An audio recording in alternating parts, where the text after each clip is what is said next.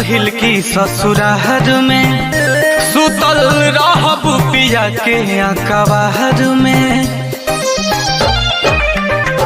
होई रहतिया पहिल की ससुरार में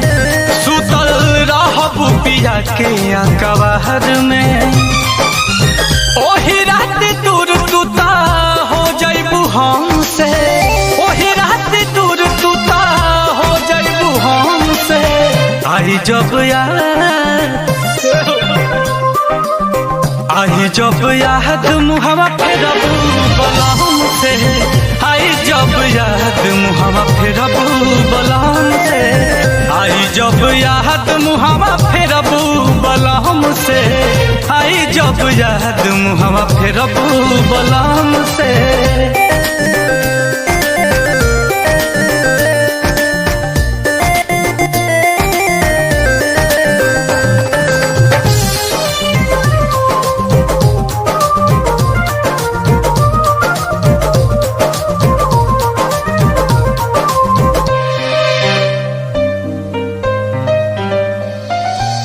ससुरा में जान तोहके तोहर बलहमुआ प्यार भल देही भरपूर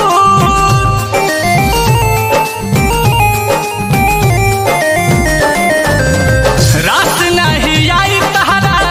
इहे बुझाई जैसे कि बारू मजबूर जैसे कि बारू मजबूर रहबू बनाइल सातो फेरा के बचन से रहबू बनाइल सातो फेरा के बचन से आई जब याद मुहवा फेरबू बलम से आई जब याद मुहवा फेरबू बलम से आई जब याद मुहवा फेरबू बलम से आई जब याद मुहवा फेरबू बलम से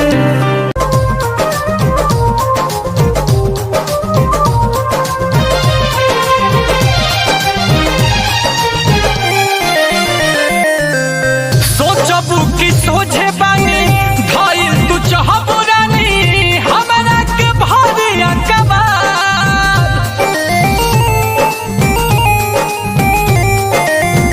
अब कहाँ फिर से ली कल के तक देर से अहे नील कोमल हो तोहार अहे नील कोमल हो तोहार रहब न सोझाया भर जाई गम से रहब न सोझाया भर जाई गम से आई जब